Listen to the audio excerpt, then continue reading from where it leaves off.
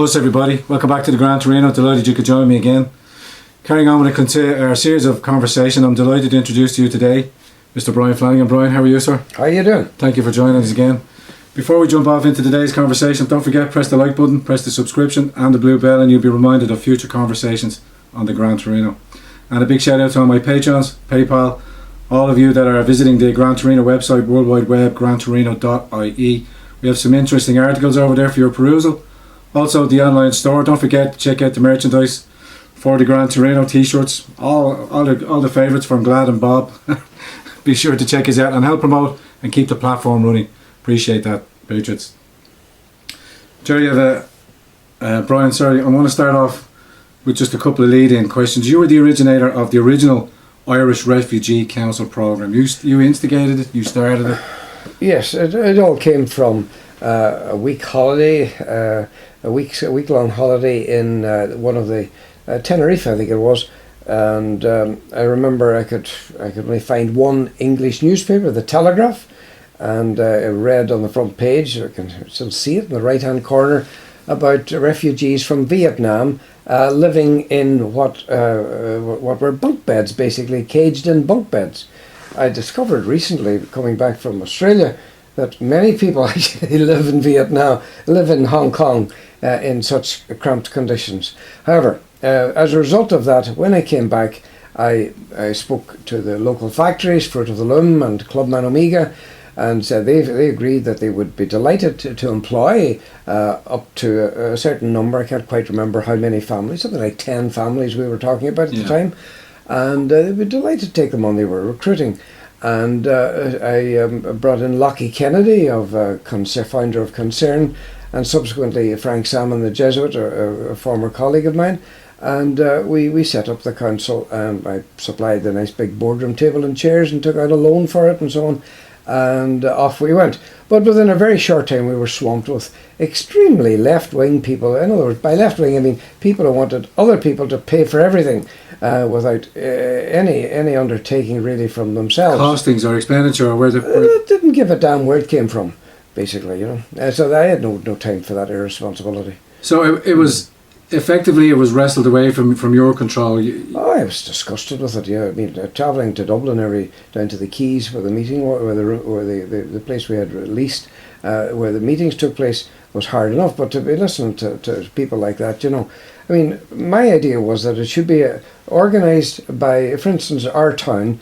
We would be invited to take a certain number of refugees, and we would make the decision whether and how many we wanted them. And if and when they did come, we would be given the resources to help them settle in and make damn sure they accepted our way of life. They come here at our invitation. They don't come here to alter and change our way of going. I mean, I have met Muslim people, and they have no conception of the basic points of departure of our way of life.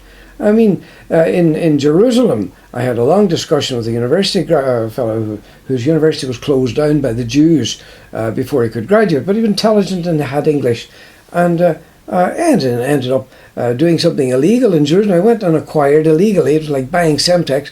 I bought an Arabic version of the Psalms. They had never heard of God's love. Wow. They don't know about love and forgiveness. Yeah, but we're over here now, and we're going to be enriched now with our understandings of the Prophet Muhammad, peace be upon him. we all have to have the vernacular. Our crucifixions have to be taken down from schools. Our whole ethos. My dead body. They'll take no crucifixes down around here, that's for sure. I mean, this is nuts. It's nuts, it's barbaric. It's a man-made religion, the Muslim faith. It has some good things about it. I mean, Allah Akbar is very true, and we could do with a bit of that. God be praised, God, yeah. No, God is great. No, God is great. You're right, and the transcendence of God is a very forgotten reality. There is a transcendence about God. I mean, the transcendent is the opposite of the secular humanist. The secular humanist brings everything down to its cash value in the here and now. Secular means of the age. Saeculum is age in Latin. Of the age. Now, so if you bring everything down to this world, you've cut off a great deal of what humans care about. We care about the transcendent. My last guest, you would have been very much in tune with him, Dr. Steve Turley. He mentioned the the act of, not even as much as patriotism and love for one's country, but to put yourself up, to set yourself up to achieve more, or to be more than you are in the physical sense, but to aspire to do other great deeds for your society, for your tribe, for your community, for the betterment of others. But at the moment, it feels to me very much like that we are kowtowing and acquiescing and effectively being robbed of our own identity. By the sheer scale of the numbers that's coming in, the demographic changes that are occurring in Ireland as we speak. Could you speak on any of that? Yes, well, I remember hearing that the Premier of Turkey advised refugees heading to Europe, do not change your way of life, do not change your outlook. Any contact I've had with Muslims, be they in Manchester supplying us with beds and mattresses, be they in Dublin, in Clonskee, being what I've read, I haven't that much contact with them, but anything I've read, they are different, and they don't really care two hoots about absorbing our what we have to offer. Yeah. They really it's incredible that people could be so oblivious to what Christianity has to offer, like such a thing as forgiveness. And just last Sunday we had the parable of the Good Samaritan, right? For Christians, you define yourself by service to other people. Yeah. That's what makes you happy. It's a bit of a paradox, don't ask me why, but in my experience, going out to help itinerants, as I did one Christmas, it was the best Christmas I ever had. For some reason, explain it. I don't know how you explain it, but that is the kind of being we are made for, that kind of activity. And it was only Christ who revealed the blooming thing to us properly. And to turn our back on that is nuts, and I will never accept it. But do you think our government, why do you think our government is so complicit in bringing these extraordinary amount of numbers? Now they'll say we're duty bound to take 4,000 Syrian refugees. That's the quota that Germany had assigned for the overspill from Italy. So we're taking in these 4,000. Another 256 of just families have just been placed into Thurles, given automatic rights to housing, full social welfare benefit, and they're taking down. Now the mainstream media has said that they were worried that they didn't want their houses attacked or their way of lifestyle attacked. There's no mention of who asked us, who was giving us permission to bring these families in. What's happening around the country at the moment? I'm sure everywhere it's happening in Rossdowney, Abbey-Lux, different places where all of a sudden the government are announcing that they're taking over a local B&B establishment and they're just bringing in refugees. Now on inspection, these refugees are from Nigeria, they're from Pakistan, they're from Georgia, they're from Albania. I don't see where the conflict that they're supposed to be fleeing from, that they're able to come to this country and be given preferential treatment on the housing list, on medical cards, above a whole host of Irish people that are struggling to meet their ends meet. Two-wage earners are the new working poor, while the refugee class has become the more privileged class. How is that being allowed to happen? Yeah, well, I was foreman of the jury, a court case 2 or 3 days in Letterkenny before the case collapsed. But it was about a black man, I've forgotten what part of Africa he was from, who had beheaded his wife. I mean, these people have a disrespect for life which is unknown as yet in Ireland. We, as I said earlier, are committed as Christians to helping people who need help, not people who want to exploit and destroy us. And as above all, it should be the choice of the local community as to how many, if and how many we take. If we take any at all, and how many we take. I don't think 400 it would be too much for Ireland, but it's the choice of each community that's going to take a quota, not for the government by any means to decide. And this has my backup, and it's not easy to get my backup. I'll accept a lot of things, but I won't accept the change of what has taken 1,700 years to establish here. How would you address that though? What advice would you give to people that have concerns, that they know the new refugees? And now don't forget, under the Migration Pact, economic migrants, asylum seekers, refugees, they're all classed as one. So it doesn't matter, you can only ascribe them through the government as refugees. how can people fight back against this? I mean, not fight back against the people that deserve to be helped and want to be helped, but the system is being fraudulently on both sides, by the government, by the system, by the NGOs, and they played our own gone being politicians that are lining their pockets by giving their friends advice, buying hotels early, getting 2-year contracts for $1 million a year with further extensions without any consultation to the impact on the local community, such as Wexford, the one and only hotel, the Grand Hotel, totally given over to refugees. Now that you can see that the town is struggling, already businesses are saying their cash intake is gone because people aren't coming, tourists aren't coming. But how can communities stall it, question it? Would you have any inroad or any insight into that?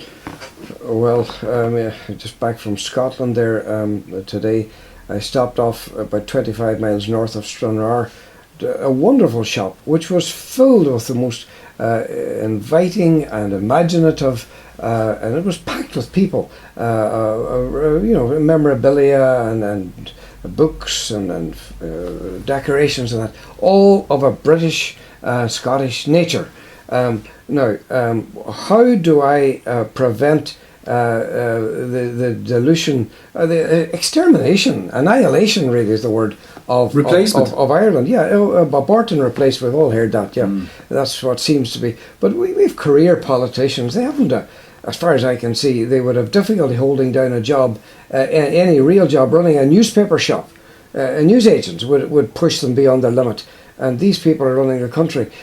How do we change that? Well, to my mind, it's going to be very, very difficult, because the Irish people are as much responsible. The people watching this, you are responsible, as am I, for failure to get the right candidates, finance them, and get them elected, and to care enough. Clientelism, so-and-so can pull a stunt for you, get you something that you're not entitled to, so you vote for him. That's not the way to run a country. You're going to destroy your country by doing such. So where do we go from here? Well, that's another question. It's up to the people of Ireland. You know what to do if you cared enough. Do you even care about your own children, what they're doing now with them in the schools? I don't know if the bill's passed yet. This basic sex education to teach 4-year-olds, from 4-year-olds up, teach them everything about sex, stuff that you wouldn't get in a pornographic film. Anyway, don't start me on that. No, I'm the same. I've been beating the drum about that, teaching 4-year-olds about masturbation. I mean, it's. I mean, how far will the Irish family unit be pushed? It's child abuse. It's child abuse. That's what it is. It's actually, you're dead right. Like the destruction of the family unit is nearly complete. As in, it's taken the mother out of the home and put her to work. So it's a double tax take. Now I'm only talking economic sense. I'm not talking the sexual classes or the battle between the males. That never worked. But they've also taken the leisure time that a woman needs to make a home and to make a place where everybody wants to come back to, where visitors like to call to and chat. That's been wiped out. What is it for? In order to push up the price of property for two wage earners competing for a property. It just pushes the price up. And now we've handed our children over to daycare, so the state's effectively educating our children, and then that ties back into the curriculum that they're now starting to bring in.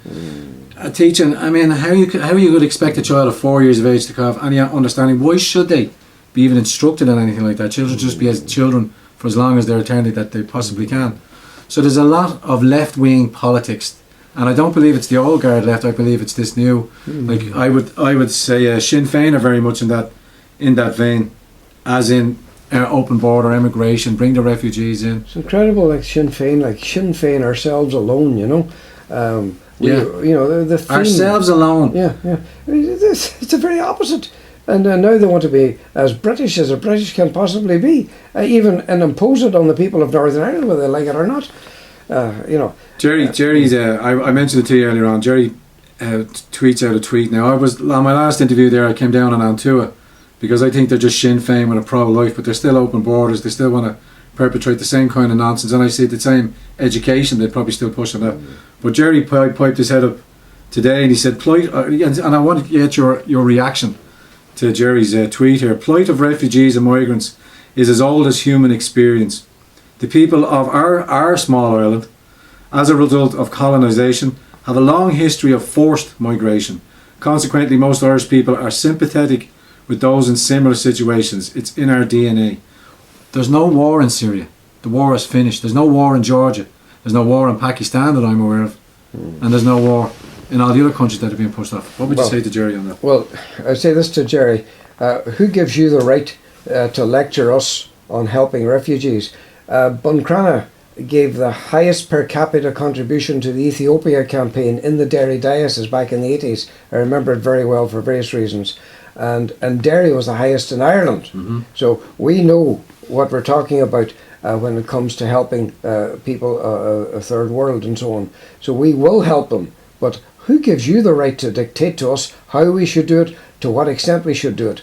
You respect us, and we will respect you in this discussion as to what we will do for refugees. You do not dictate to us nor threaten our way of life, for at rock bottom is an ideological preoccupation of yours. You remind me of the famous statement, I think it's by Stalin, when he was asked, when the struggle's over, will it all have been worthwhile?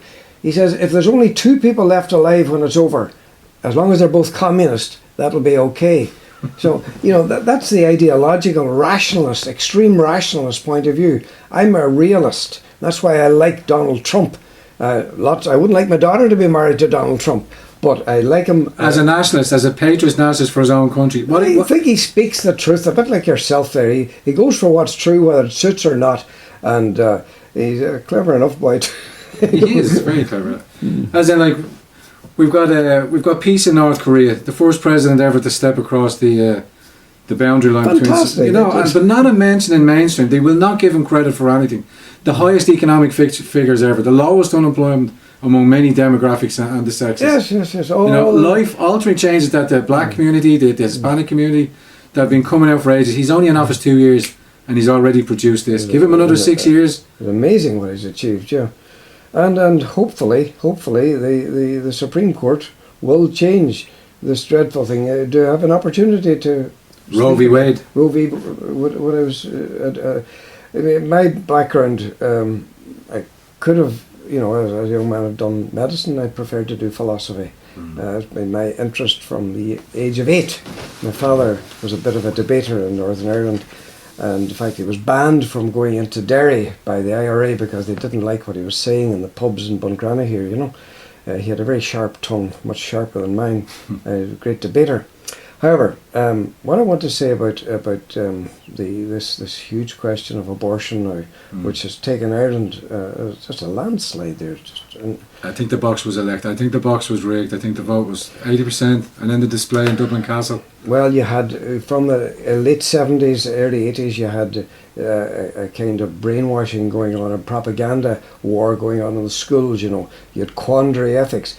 Young people had their natural ability to work out moral issues. They had that destroyed by things like the lifeboat discussion. You got 4 people in a lifeboat. There's only food for 3. Who do you throw over? Stuff like this kind of nonsense. Crazy stuff. But what I wanted to say, if I have a moment to say it, is that in philosophy, I never forgot that one of my former lecturers, a fellow called Des Connell, who was head of the philosophy department at UCD, metaphysician. He subsequently, in the early 80s, was made Cardinal Des Connell, and Archbishop first of all, then subsequently Cardinal. But I'm convinced that he was made such because of the Vatican's concern, the Pope's concern, John Paul II's concern with the abortion question. And really the abortion question comes down to an ontological question. And ontology is the science of being. Epistemology is the science of knowledge. 2 parts of metaphysics.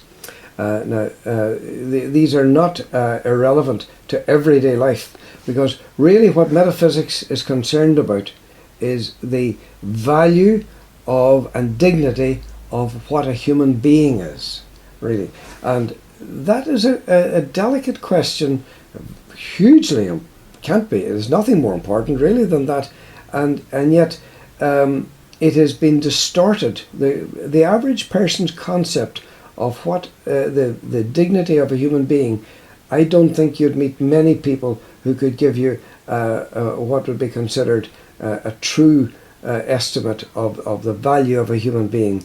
The value of a human being, it comes down to resting in being, was a phrase Des Connell used to repeat again and again in the lectures, as opposed to the existentialists. You've heard of Jean-Paul Sartre and all the famous Camus and all the various Merleau-Ponty and all these French, a lot of them, and German philosophers. Existentialists, they emphasized existence and angst, the angst of constantly having to do things, because really for them we don't have any whatness, or the human being is free, and they have the apotheosis of freedom now. Freedom is the God.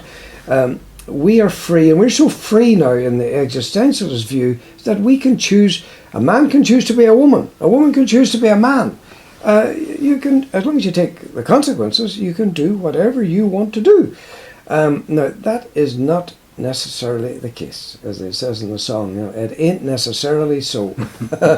And of course it's not. If a hedgehog wants to fly, he's going to be in trouble. We are human beings, and we are orientated to the other, as we said earlier. We're social animals, and there's a huge, complicated set of relationships which we must abide by, and not least with our Creator. And all of this is common sense. It's not in the realm of religion at all. This religion helps it and supports it. You mentioned that word there. Sorry to break your train of thought. Sure, yeah. Common sense. Where has common sense gone? Common sense politics, common sense justice. Yeah. Did you ever read any of Pádraig Pearse's writings? Yeah, but the murder machine. The murder machine, exactly. We have become commodities in our own world. Exactly. We're buying and selling one another. If you look at the ads on TV or on the radio, it would sicken you. There's as much ads now as there is program. And all of them are about eating or wearing or buying or whatever, driving. Consumer units. We're just consumers. And, and if we listen to the music is noise. This sense of the value of being, that's something that Patrick Kavanagh had a better idea of what that was about.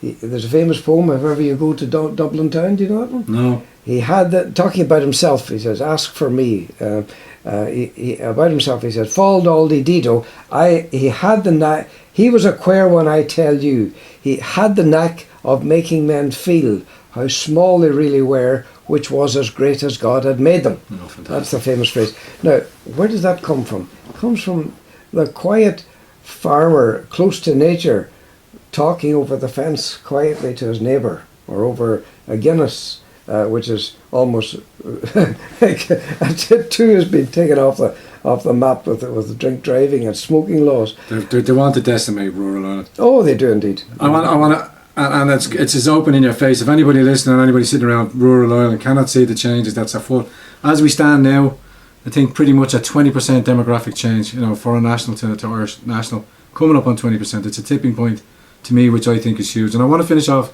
on this last point, and with Simon Coveney's direction there, we're already 250 billion in debt. We're coming up close onto, I think, sorry, let me correct myself, I'll say around about 220 billion. Yes, about £40,000 per man, woman and child. It's ridiculous, and it's crying up. People don't see these figures, they don't understand figures as much, they're too busy getting on with their day to day. But where does the government getting off now with an impending financial crisis just around the corner? Deutsche Bank laying off 18 to 20,000 employees, a bulk of them here in Dublin. The warnings that the signs are on the wall that there's a crash, but our government is committed to borrowing a further 50 billion to bring in another million migrants, refugees, whatever they call. Where on earth are we supposed to go? What do we call that other than what it is? There's a replacement. Yeah, abort and replace. They seem to be apparatchiks. They seem to be. They seem to have been somehow or other taken under the wing of some very coherent foreign influence. Mm-hmm. Whether it's the Masons, the Masonic Lodge. I mean, they have 2 meetings a week. They told me once in that big Clintons. Probably part of the same thing. Yeah, whether it's they or the secular humanists. There's a very important organisation, the secular humanists of Europe and the secular humanists of Ireland. They are very explicit in their objectives. some of which they've achieved already, you know. We've got a lot of secret boys, big boys clubs as they're called in some circles. You know, the societies meeting, as you say, the Masons meeting, it's clearly well known the Masons they have their hands on many different pies. And it may not be the Masons, it may be just secular humanists who are not necessarily members of anything but share the same views. But let's finish off on the point. The government, the people, I'm sorry to stutter over my words, but I'm trying to bang a drum. Where's the sense in borrowing 50 billion? Absolutely none whatsoever. It's wrong to borrow that against people's future and their Usury, children's future. that's usury. Well, it allows the wealthy class. It reminds me of in the tropics in Australia. I remember visiting it, and the trees are very, very high. But I was told that up on the top of those trees there are plants growing which live off the air. Now that to me is the very wealthy are living off money that they have. They pay people to manage their wealth. They're controlling more and more as a percentage of the wealth. Fewer and fewer own more and more as a percentage of the wealth of the world, and they are living off the currency, as it were. You know, and it's wrong. It's in its essence, it's wrong. It is most wrong for them because they are endangering their eternal salvation with that kind of usury, as you call it. It's really wrong that, and when other people in the world are starving and.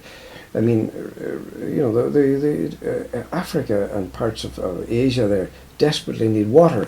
We should be spending money on helping these people. But we have. I'm sorry to not disagree with you, sir, but we've spent over the years more money per capita, I'd say, as a nation, as a small island nation, on the likes of Africa, and with little or no resistance. Our foreign aid budgets are exponential. The amount of money that we do give to Africa with very little return, and now we're paying again to bring people from another foreign culture, an alien culture, as you'd say, that's totally antithetical to our way of life, which is what my main driving point. I just want people to understand the demographic change. It's not going to happen, even if it's happening in front of your face right now. The effects of that going forward in the years to come. Yeah, I would say to people, Irish people will be the minority, yes, as said by the Irish Times, by 2050 in Ireland. It's on the internet there. We're something like, it's about 20% of our population last time I looked at. That's what I said. Is non-national born. I got to know briefly, shared a course with the wife of a man called Penn, who was High Commissioner in Sierra Leone, British High Commissioner, and did some very brave things to save people there. But she was telling me that there's a graveyard in Sierra Leone, which is the white man's graveyard. It was Irish priests dying of malaria were buried there, you know. So we have given a great deal, and will continue to do so, but not at the cost of who we are and what we are. That's nuts. And anyone who can't stand up for that, they deserve everything they're going to get. Well, nobody deserves what's coming down the track. It's so terrible. Brian, I'm going to leave it there. I think that was a fantastic conversation. Thank you very much for your beautiful home here in beautiful Ballincarrana. Many heads I know will be exploding as I explained to them. This is the location where we are in your beautiful home here in Ballincarrana. Yeah, this was the home of Harry Swan, who wrote about 10 books of travel about Donegal. He was a great entrepreneur. He set up the first rural power station in this town.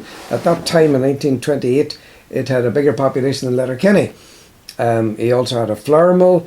He bought a Spitfire by the British war effort, the Second World War. I don't know how long it lasted, but I don't know. I get lambasted, you know, from my time in and all of that. But the cooperation between our two islands over the years, you know, it's laughable. We're as much as indebted to each other. Did you ever hear any Irishman say thank you for the English language? I go to China, I go to wherever in the world, about 20 countries. I expect them all to speak English. Where did I didn't get that from West Donegal. Okay, ladies and gentlemen, we're going to sign off here. I want to thank Brian very much for a great guest and a great truth speaker there. You know, just speaking honest conversation. It's fantastic and refreshing to be involved in such conversations. Again, if you've liked what you've seen here, don't forget, press the like button, press the subscription button and the little blue bell, and you'll be reminded of future conversations here on the Grand Torino. Big shout out to all my Patreons again and my PayPal, and for your donations at the Grand Torino website, www.grandtorino.ie. I know I said it, Big Bear, I'm sorry, but I'll leave it there at that one. See you all again at the next episode of the Grand Torino. Us.